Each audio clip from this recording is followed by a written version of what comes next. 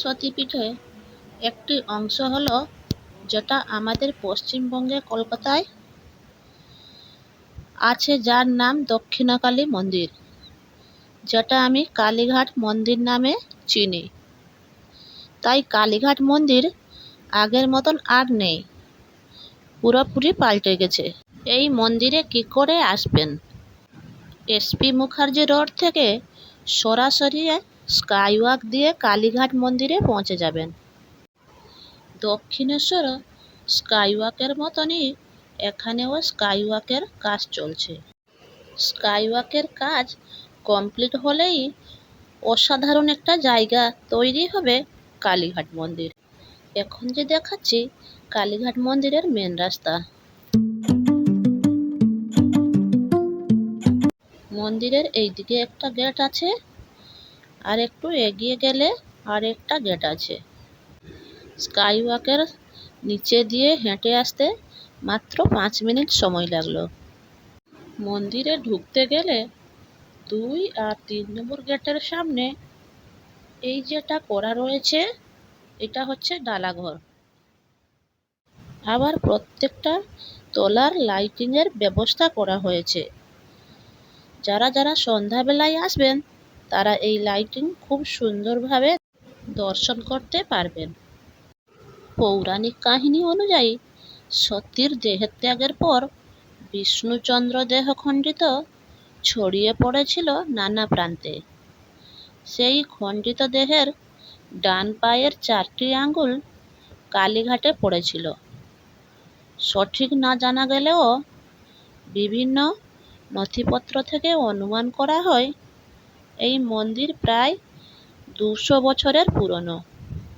এই মন্দিরে একাধিক প্রবেশপথ আছে, তবে বর্তমান প্রায় সব প্রবেশপথ সংস্কার করা হয়েছে। 2 আর 3 নম্বর গেটের সামনে এই যেটা করা হয়েছে ডালাঘর, এই ডালাঘর উপরে যে ছবিগুলো দেখছেন খুব সুন্দর সুন্দর চিত্র অঙ্কন করা হয়েছে।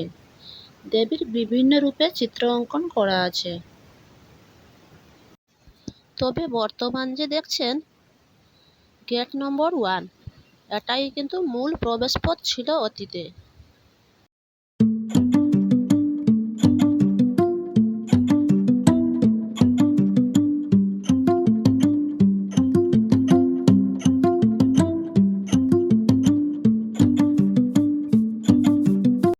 এরপরে যে গেটটা দেখছেন এইটা হচ্ছে 2nd নাম্বার গেট।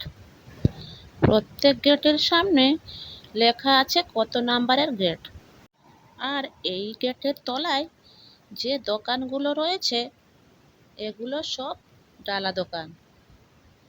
আপনারা এখান থেকে ডালা কিনতে পারেন। ডালার দাম কিন্তু 51 টাকা থেকে শুরু হয়, এর নিচে ডালা পাওয়া যায় না।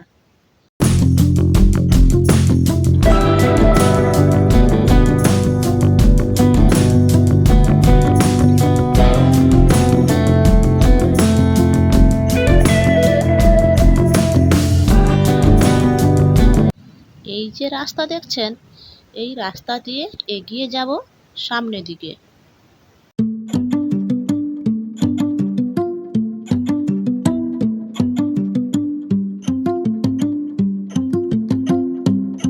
মন্দিরের উপরে যদি আপনারা খেয়াল করেন দেখবেন যে কলস স্থাপন করা হয়েছে, ওইটা কিন্তু 5 কেজি সোনা দিয়ে তৈরি করা হয়েছে।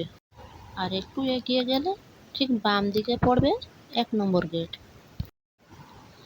অনেকের মনে একটা ধারণা আছে যে কালীঘাট মন্দিরে পুজো দিতে গেলে অনেক টাকা খরচ হয়। এবারে বলি, আপনারা বাইরে দোকান থেকে ডালা কিনে নেবেন, কিনে ওখানে জুতো রাখলেন, জুতো রেখে ব্যাগ নিয়ে আপনারা ভিতরে ঢুকতে পারবেন। এখানে 51 টাকা থেকে পুজোর ডালা স্টার্ট হচ্ছে। 51 টাকা নিচের কোনো পুজোর ডালা হয় না।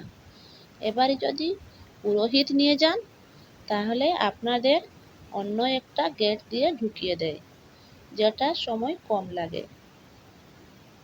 পুরোহিত ছাড়াই এখানে আপনারা নিজে পুজো দিতে পারেন। তার জন্য সময়টা একটু বেশি লাগবে।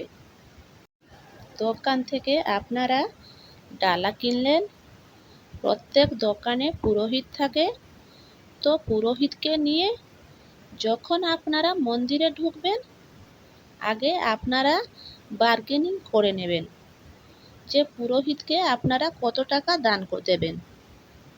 পুজো দিয়ে এসে এটা করবেন না, তাহলে আপনাদের কাছে প্রচুর টাকা চাইবে। নাট মন্দিরের সামনে এইভাবে ব্যারিকেড করে দিয়েছে, যখন ভক্ত সংখ্যা বেশি থাকে তখন এই ব্যারিকেড দিয়ে মায়ের মন্দিরে প্রবেশ করে। আর মন্দিরের ভিতরে অনেক ফুলের দোকান রয়েছে। মন্দিরের বাইরে ফুলের দাম প্রচুর বেশি, আর যতটা দাম ততটা মালা ভালো হয় না। আপনারা যদি ফুলের মালা নিতে চান তাহলে এর মধ্যে থেকেই নিতে পারবেন। আর মন্দিরের ৩ নম্বর গেট থেকে ঢুকে আপনারা বাম দিকে দেখতে পাবেন মা মনসা মন্দির। ১ নম্বর গেট থেকে ঢুকে ডান দিকে দেখতে পাবেন এই মহাদেবের মন্দির। ব্যারিকেড যে করা আছে, এখান থেকে গেলেই আপনারা বলিঘর দেখতে পাবেন।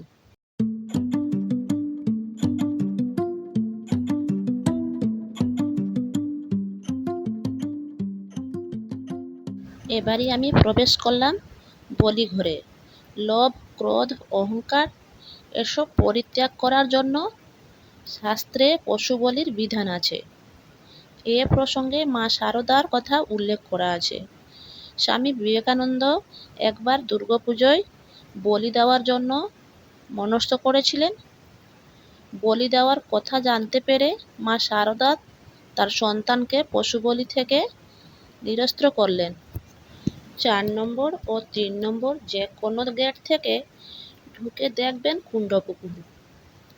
কুণ্ডপুকুরে চারপাশে দেওয়ালে কত সুন্দর করে ডেকোরেশন হয়েছে। এবারই মন্দিরের টাইমিং। মন্দির সকাল ৬টা থেকে ১টা পর্যন্ত খোলা থাকে, ১টা থেকে ৪টে অবধি বন্ধ থাকে। মায়ের ভোগ হয়। আবার ৪টে থেকে রাত ৯টা অবধি খোলা থাকে। আবার কোনো কোনো সময় 10টা অবধি খোলা থাকে।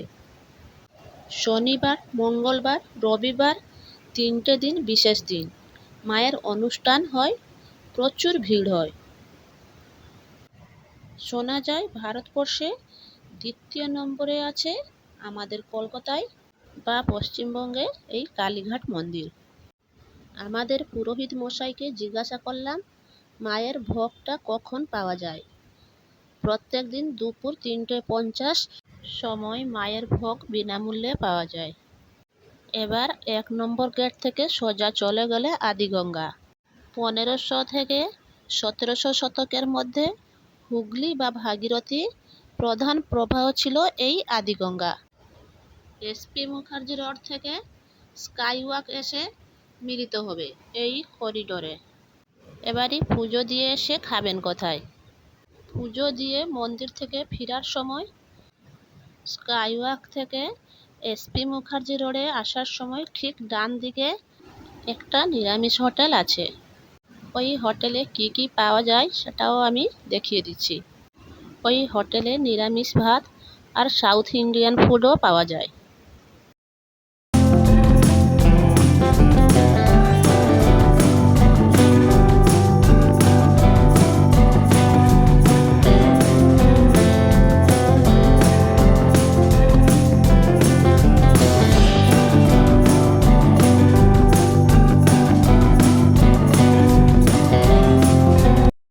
তখনকার কালীঘাট আর এখনকার কালীঘাট পুরো পাল্টে গেছে।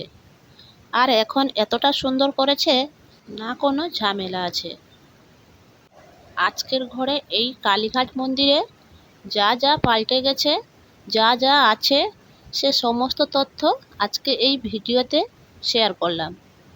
যদি আপনাদের ভালো লেগে থাকে একটা লাইক করে দেবেন। এই ভিডিওটাকে আর অনেক মানুষের কাছে পৌঁছে দেবেন, তাদেরকে দেখার সুযোগ করে দেবেন, আর কমেন্ট করে জানাবেন কেমন লাগলো।